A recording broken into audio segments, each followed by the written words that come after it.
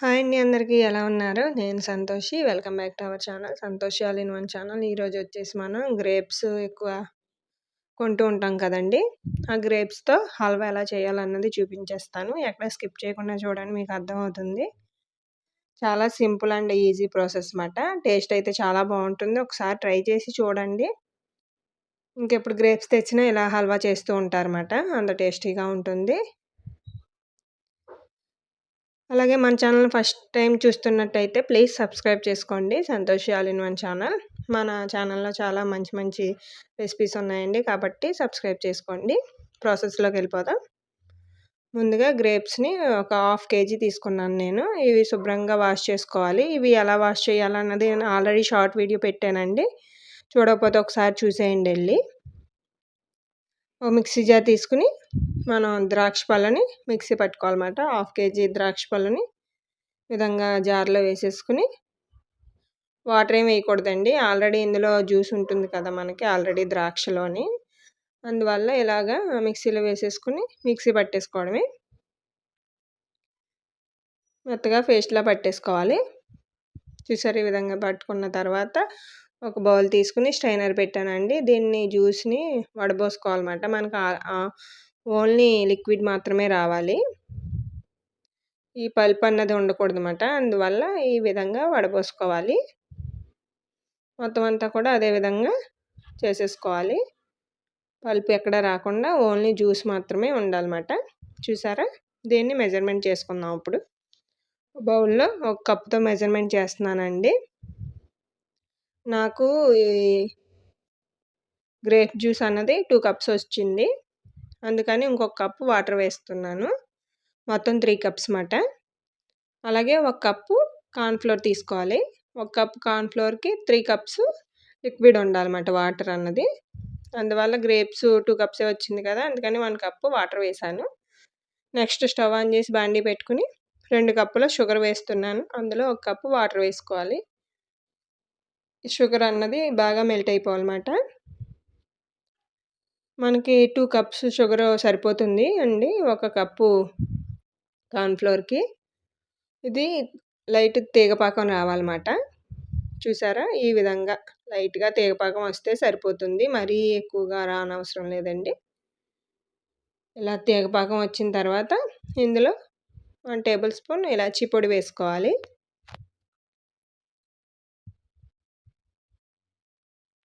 వేసుకొని ఒకసారి బాగా కలిపేసుకుందాం. మనం ఆల్రెడీ కార్న్ ఫ్లోర్ కడిగి పెట్టుకున్నాం కదండీ! ఈ గ్రేప్స్ జ్యూస్‌లోని.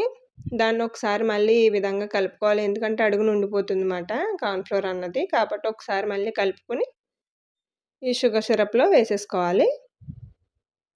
కలుపుకుంటూ వేసుకోవాలన్నమాట.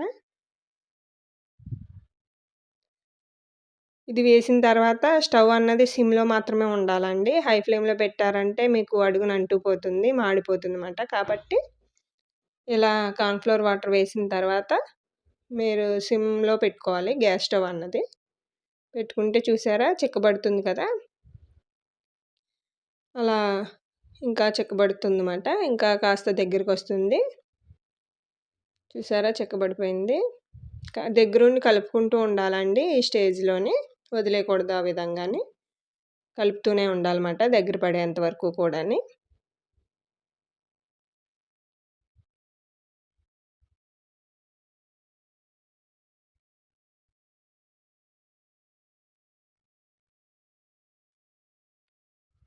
చూడండి కాస్త దగ్గర పడింది కదా! ఇప్పుడు ఫుడ్ కలర్ వేస్తున్నాను నేను గ్రీన్ కలర్ ఫుడ్ కలరు. మీకు ఇష్టమైతే వేసుకోండి లేకపోతే లేదు. ఆప్షనల్ మాత్రమే. అంటే గ్రేప్స్ హల్వా కాబట్టి కొంచెం గ్రీన్ కలర్‌లో ఉండడం కోసం కొద్దిగా గ్రీన్ కలర్ వేసుకోవాలి. చూసారా? ఈ విధంగా దగ్గరకొచ్చిన తర్వాత ఒక స్పూను ఘీ వేశాను. నెయ్యి వేసుకున్నానండి. అలా దగ్గర పడేంత వరకు నెయ్యి వేస్తూ కలుపుకోవాలి. నాకు 3 టేబుల్ స్పూన్ పట్టిందండి ఘీ అన్నది.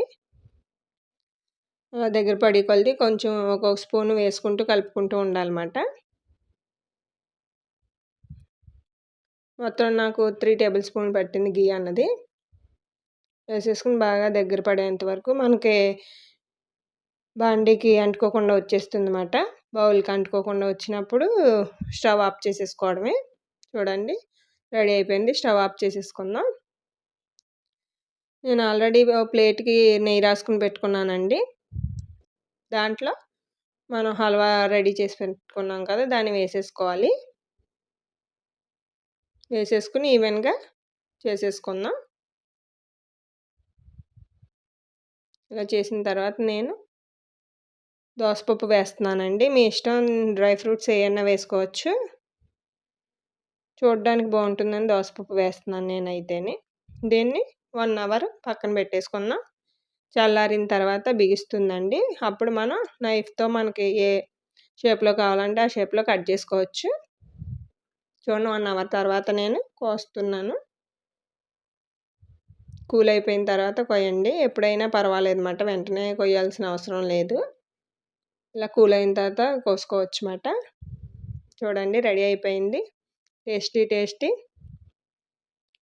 ద్రాక్ష పండుతో హల్వా, గ్రేప్స్ హల్వా రెడీ అయిపోయింది. ప్లీజ్ ఈ వీడియో నచ్చితే లైక్ చేయండి. అలాగే మీ ఫ్రెండ్స్‌కి, ఫ్యామిలీ మెంబర్స్‌కి షేర్ చేయండి. మరెన్నో రెసిపీస్ కోసం మన ఛానల్‌ని సబ్స్క్రైబ్ చేసుకోండి. మరో మంచి రెసిపీతో మళ్ళీ కలుద్దాం. Thank you for watching.